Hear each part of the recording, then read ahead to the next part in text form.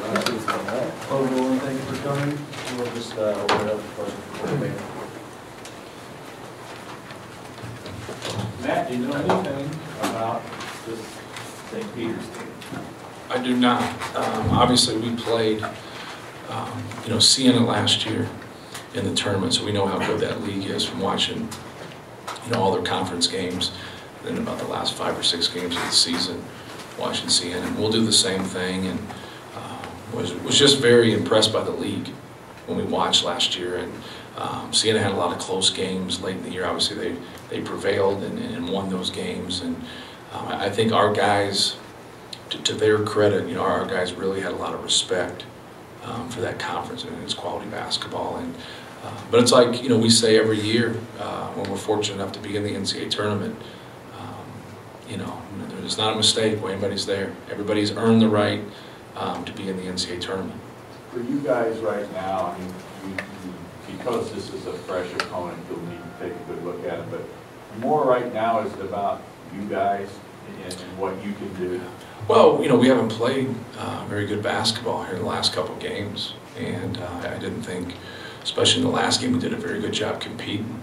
And so, you want to be, playing your best basketball, and obviously during that stretch before that we were, and you have to be careful when you get to that and say, hey, we're playing our best basketball, and you lose 2 straight, and someone says, well, are you worried and concerned about the way you're playing? And as a coach, you're always concerned. I was concerned when we were winning.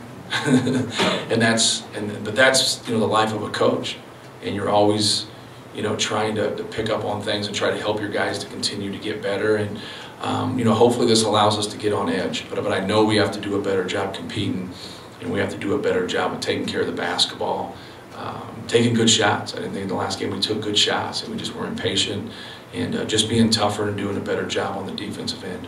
Matt, talked about the committee really seemed to reward your team for its body of work and not so much what happened the last week. Yeah, well, I think that makes sense. They're just, they're 2 games, and obviously the game in Iowa was a road game and very close game, and we got beat. And obviously in the tournament, you're playing on a neutral court versus another NCAA tournament team, and they should take those 2 games into consideration, just like they took our first 2 games of the year in consideration. And so that's what they say they do, and obviously we did a good job throughout the year, and we were pretty consistent. And we did have a stretch during the year where we lost 2 games and in a row, and so now obviously we did it again, and we've been able to rebound from that.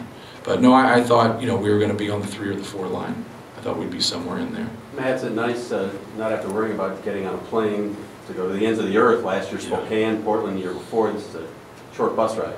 Yeah, well, it's about your team focus and being ready to play. It's not as much about the travel, and we've had to go out and play some teams. Play Siena, play Northern Iowa in the first game. Everybody had to travel, and so now we're able to just get on a bus and go to Chicago. And I think it's the one thing it's great for is our fans and the families.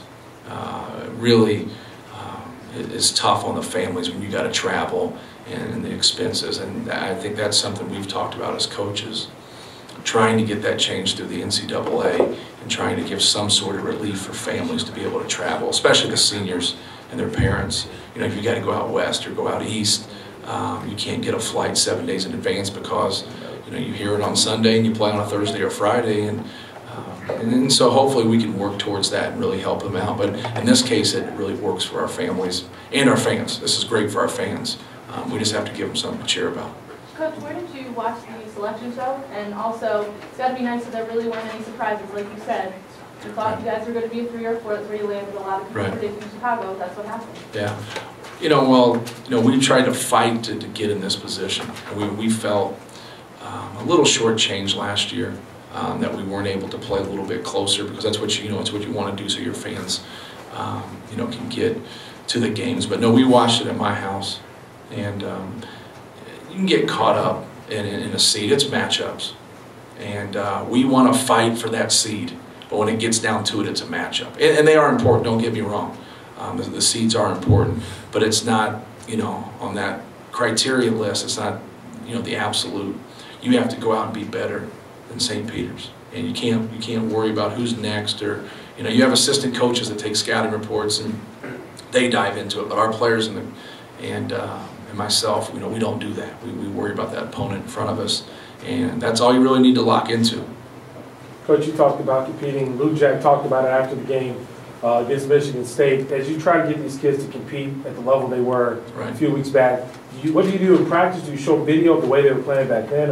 What goes through your mind? Well, we just watch the game. That's what we do with every game. We clip certain possessions. We normally end up having anywhere from 25 to 40 clips of just different possessions of things we try to pull out of a game, and just teach our guys just the nuances, the little things to pick up when you're especially playing an opponent. This I think is a little bit different, because the one thing we haven't had to worry about was the competing part of it.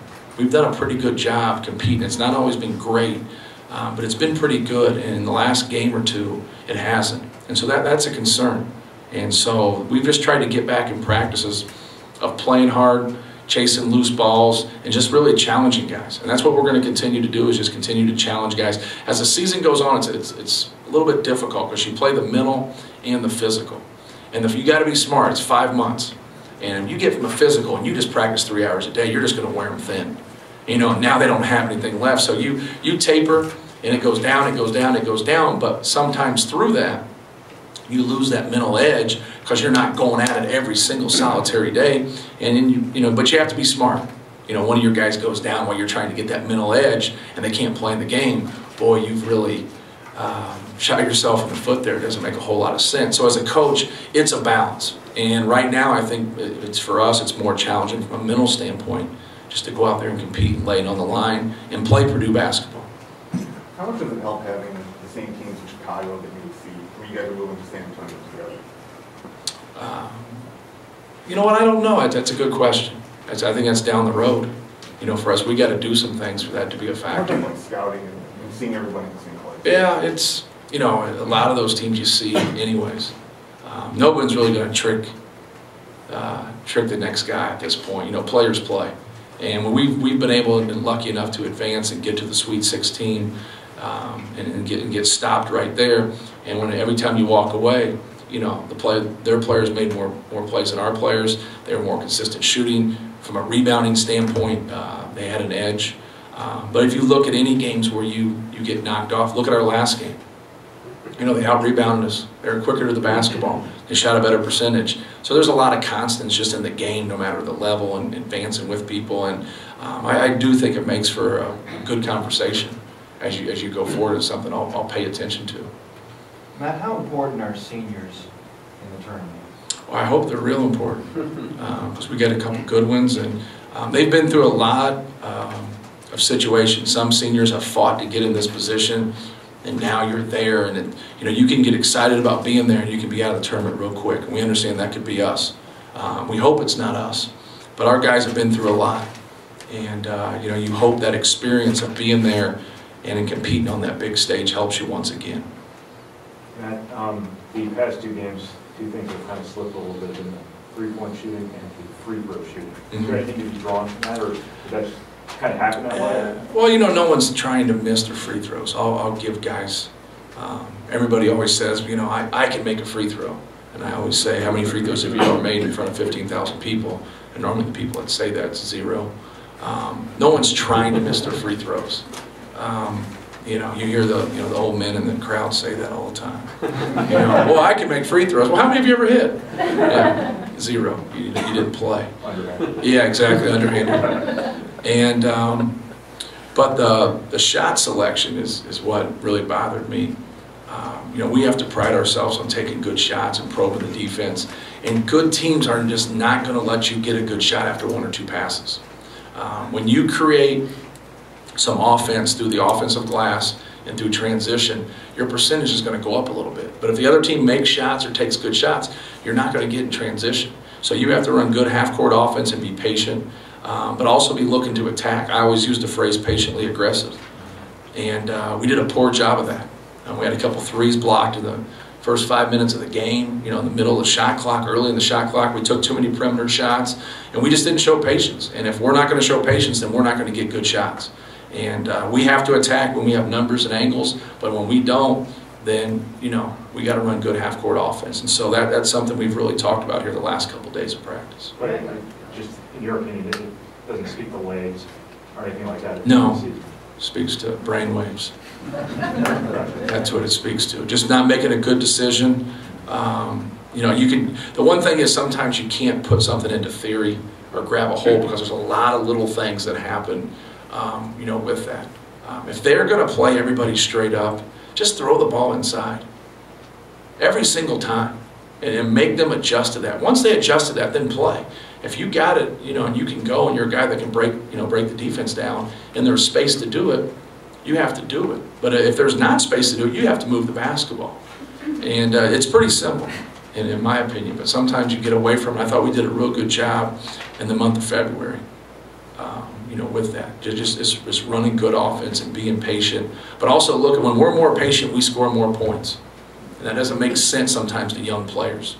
They think, you know, the quicker you shoot it, you're going to score more points, and the quicker you shoot it when you got it going might make sense. But that's about 15 to 20% of the time.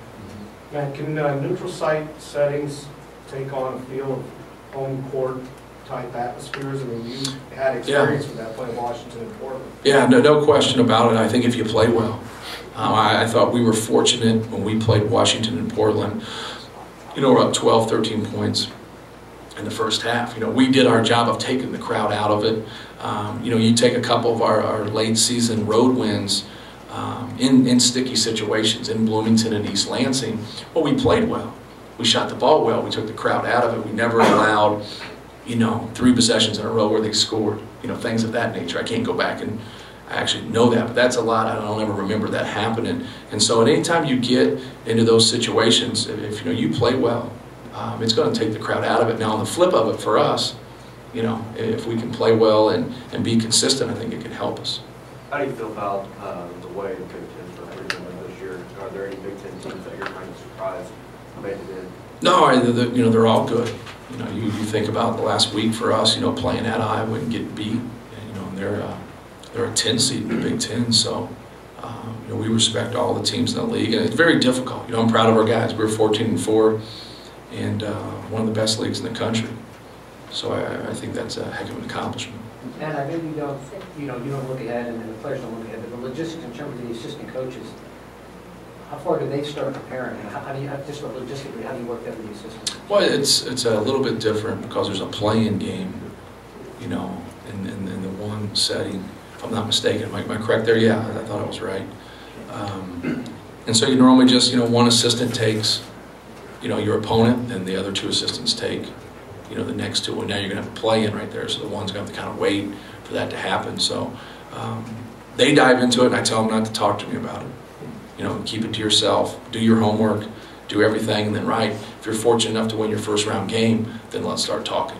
You know, let's talk from there. But I really, if they got something to say or they have a question or they have something, you know, talk amongst themselves. Don't talk to me about it. Don't talk to anybody else about it. You know, we just worry about that opponent. We don't worry about the other opponents. How does that work, Matt, without, you know, Coach Jackson around? Right. And then were you able to bring somebody else in to kind of do stuff? No, we just do more work. We just do more work. I mean, that's... Yeah, it is. I mean, it's you know, you get used to it. You know, you start off as a Division III, Division II, and you just kind of take care of it. And you know, you watch the film and you get it figured out. What you're going to have is a live scout right in front of you if you're fortunate enough to win. And if they're able to do different things 48 hours in between, they're better than we are. Matt, I mean, the last couple of days, everybody has their own little bracket that they project, and they had, a lot of people seem to have St. John's opposite you in that next round in Chicago. With your relationship with Coach Katie, when you saw the real draw today, were you almost glad that they're not in Chicago? Because that would have been a tough. You know what, and I'm not ducking it, but I never even thought about it. I got bigger fish to fry. Right. I mean, when your team doesn't play well, it's disappointing. It just is. I mean, it makes it miserable. And you don't think about a whole lot of things. Now, if we've been playing well, we'd won 10 straight games, I think sometimes you float and you start thinking about some other things. But I really just, I just want our guys to get a rebound, you know, and pass to an open guy. You know, just don't shoot it when 3 people are on you. Golly. So, that's kind of where you are with things. We got good guys. It's frustrating for a player just like it is a coach. And our guys are trying to do well. And they've been great all season. But, this is what we work for. We all work for this right here. But you got to have fun, too. But you got to play hard. There's got to be a mix right there of playing hard, having fun. And so that's, I want our guys to be on edge, but I want them to have fun and enjoy the experience. But they're not enjoying it if they're going home. You got to win some games and be hooked up. But now that it's happened, okay, let's put it this way, are you glad they're somewhere else? It really, I want to see him be successful, and he wants to see us be successful, so it's probably good you don't collide. But we're both in the tournament, so maybe we could collide. Coach, can you see where? Go ahead.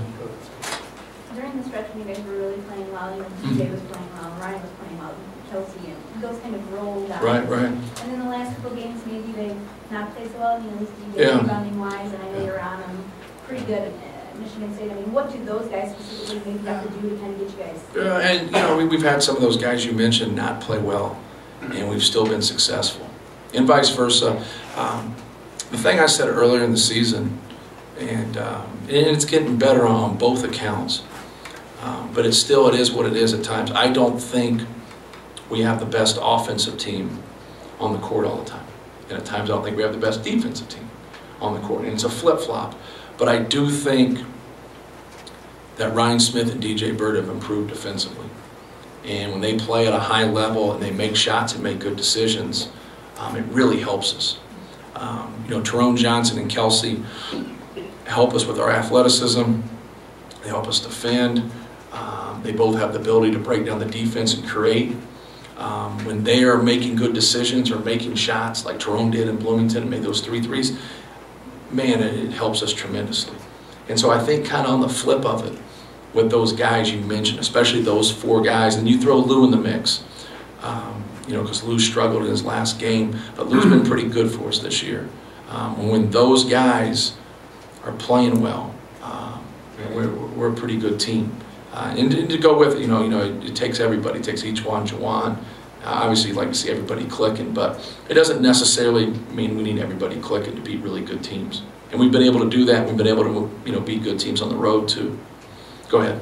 Yeah, I was just going to ask you, could you understand where Purdue fans, what makes this tournament so great is people love to look ahead at possible matchups. From a Purdue fan perspective, obviously Notre Dame being in your half of the bracket, I would expect where you could see where Purdue fans would be pretty amped up, right? Sure, anytime you get to play anybody in state, and especially a team of the caliber of Notre Dame, and they've just had an unbelievable season. They've been great. They've been fun to watch. I think everybody would say that as a basketball fan. You watch Notre Dame, they're fun to watch, and they compete, and they shoot the ball well, and they have interchangeable parts. That's, they're going to have to do a couple things, and we're going to have to do a couple things. They're going to have to get 2 wins, we're going to have to do 2 wins, so that's a long way down the road. Coach, do you have, this will be just your second game in about 2 weeks. Is that time off good in terms of just getting healthy, getting some rest? We're about ready to find out. That's what, when you lose, I always want to play right away. I think sometimes having too much time off can hurt you, but then sometimes having time off can help heal some, like you say, some physical ailments, or help you heal mentally and understand that, we have to understand, what our identity is as a basketball team in terms of, being tough defensively, doing the little things. And, you have to hang your hat on some things because your shots aren't always going to go in. So we've been just kind of trying to get back to basics here. We practice Saturday and we practice today. And, hopefully that helps us. Thank you. Thanks. Players will be available on the court.